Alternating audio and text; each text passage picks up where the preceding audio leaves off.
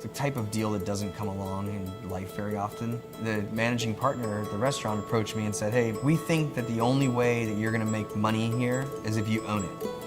In 2010, we bought the restaurant. We changed the cuisine to be more of this Southern bistro kind of flavor that we were really into at the time. The beautiful thing about New Orleans food is that it's always changing and evolving. It's more than dishes, it's a mentality of how to cook.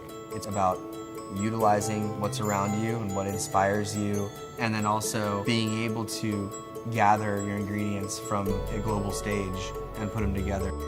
The epitome of Louisiana cuisine is hot pots, searing meat, caramelizing onions and garlic, deglazing, braising, serving over rice. The good thing about having a foundation where it's clear and kind of common amongst the whole city is you can always go back to it.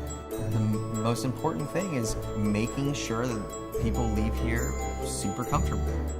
A few years ago, my wife got me the 5.5 quart cookout. The pot hasn't left my stove in 3 years.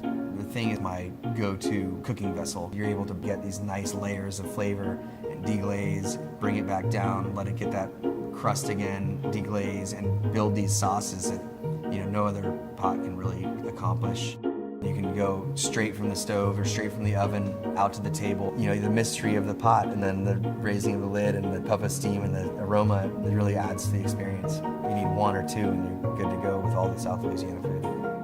I'm Justin Devillier and we're here at Petite Grocery on Magazine Street in New Orleans, Louisiana.